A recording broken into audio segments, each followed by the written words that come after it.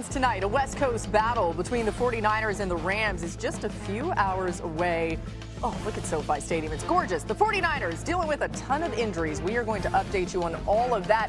The Rams could be licking their chops tonight, but it's the NFL, so you never want to assume anything, right? As we welcome you in here, Lindsay Theory is in L.A. covering tonight's game. Of course, she joins us now. Lindsay, as I said, injuries a big issue for San Francisco right now. Let's start with the quarterback position, where Brock Purdy is out tonight.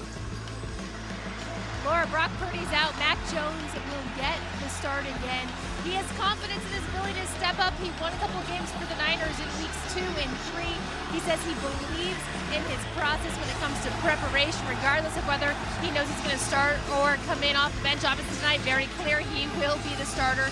Here's what's going to be Mac Jones' biggest challenge tonight, among other things. Who is he throwing the football to? He's without several receivers. Juwan Jennings is out. Ricky Pearsall is out. And let's not forget, Brandon Ayuk is yet to play this season. George Kittle is on injured reserve. So we could probably going to see a lot of Christian McCaffrey. Demarcus Robinson will start, as will Kendrick Bourne. I have to check the depth chart because they are so far down that chart, Laura, as they try to make do with a lot of backups. And plus, Mac Jones says in his preparation for the Rams, he believes that they are the best defense right now in the NFL. Yeah, it's great stuff. We'll continue to keep you updated on everything around this game as it's coming your way. 2 3-1 teams, by the way, despite what the 49ers are dealing with their injuries. Thanks to Lindsay. All right, Byron Young and the rest of this Rams defense has been impressive in the early going. That's what the 49ers are dealing with tonight. Currently tied for second in sacks, top 5 in turnovers and touchdowns allowed. 49ers offense, meanwhile, has struggled to take care of the ball. Their 8 turnovers, tied for the most, actually, in the NFL. Dan Orlovsky and Jason McCourty are here. What's up, guys? What's going on, Hap? How you doing? Happy birthday. Happy birthday, Ron. Thank you, guys. Happy you know what? birthday. Nowhere else I'd rather be spending my birthday. Well, really? No, but this is watching a Rams touchscreen? This is pretty great. I can't wait for that. Dan, why is this Rams defense such a problem for teams right now? Yeah, so one of the things that happened this year with this Rams, or last year, was that front four became such a viable part of their rush, and they were relatively vanilla with a lot of the things they did last year schematically.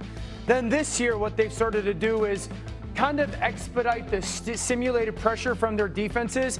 And I would tell everybody from the offensive perspective, some of the things that they're doing with those simulated pressures and the lack of information they're giving quarterbacks with both the rush and the coverage is one of the reasons why that they are creating such dominant matchups and a lot of confusion for quarterbacks. So I'll start with the first one. A couple things. When I, as a quarterback, get to the line of scrimmage, I see this, basically a flat line. Naturally, that's a cover 0 indicator or cover 4, but I'm not really getting any information from the defense starting point. The second thing is I see a vacancy space-wise in the slot. So I'm like, okay, well, I'm anticipating a pressure then because somebody has to have some type of responsibility, either person or area. And then I go here. Well, that defensive end is standing up. He's probably going to be a dropper, but then that defensive end is standing up as well. So that's not an indicator either. What happens is this, the Rams are going to bring pressure. They're going to do that simulated pressure where they go here, here, and up the field, and then this guy's a pressure guy.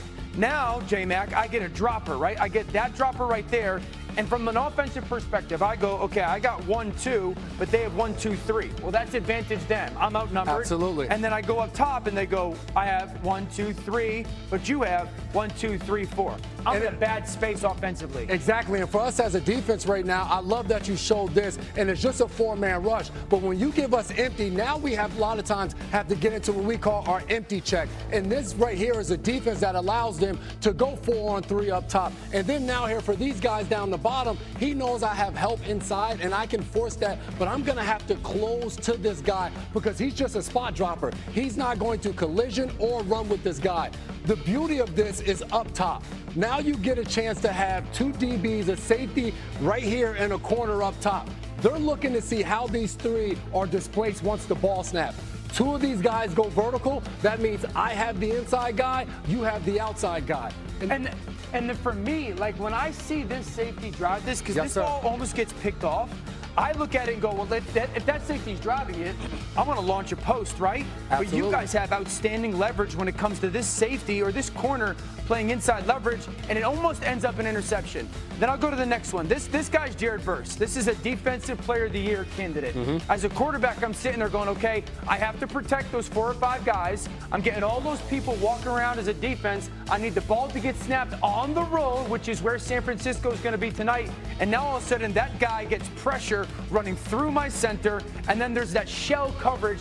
As an offense, I have nowhere to go with the football, also having to deal with the huge pressure. And the beauty of this is you see all of those guys running around. Behind Daniel Jones is a play clock. This is a third down situation. Those guys are paying attention to the motion, to the tap by the guard, but they're also looking at that play clock, knowing when they got to get down and get to this blitz. And the beauty of it is now you have a dropper, and all we're doing is playing coverage. And you guys got 7 guys in coverage once again with only 4 rushers, and they get Verse on the center.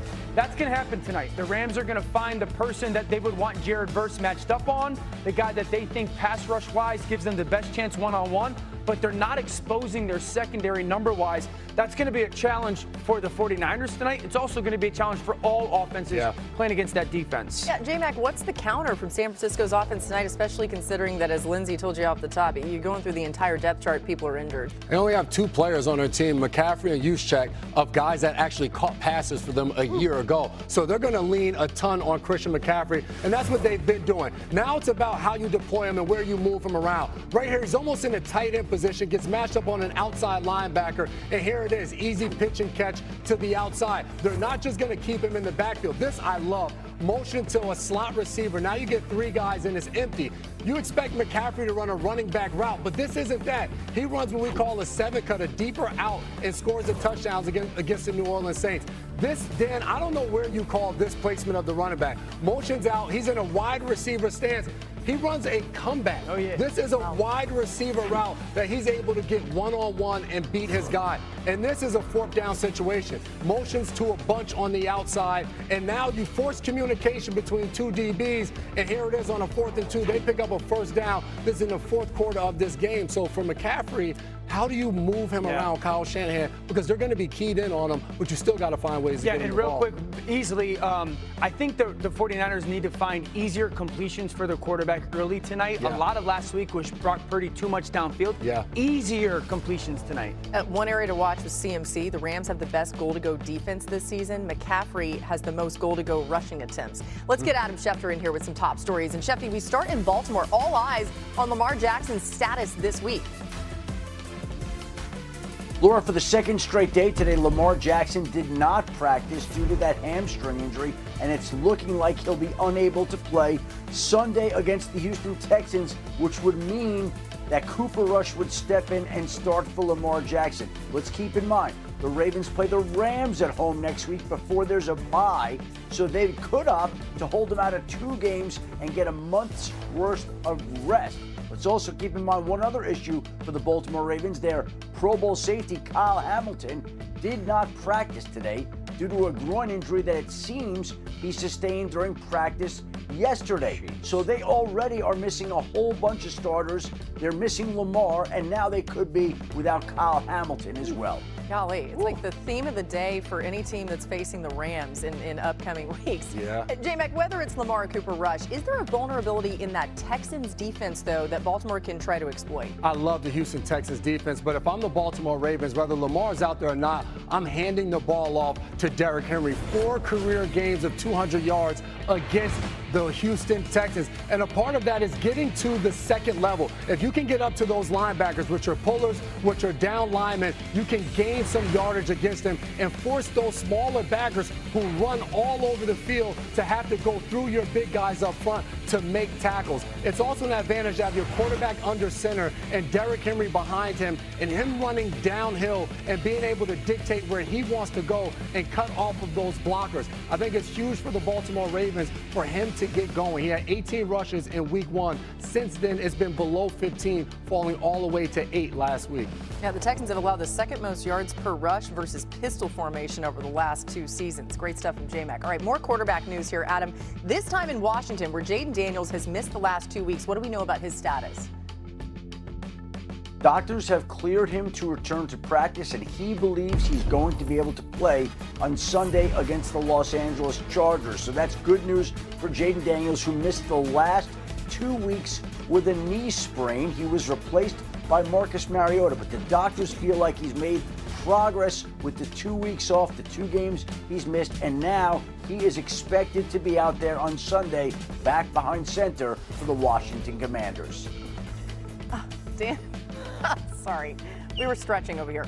Dan, even if Jayden is back out there, you think there are much bigger problems in D.C. right now? Oh my goodness, their defense right now on tape is a really difficult watch, and it's a little bit of the young guys, and then it's a lot of guys that have unbelievable careers in this league. Number one, how they handle motion in their communication. They're rocking and rolling that safety and backside safety. They're changing man coverage responsibilities.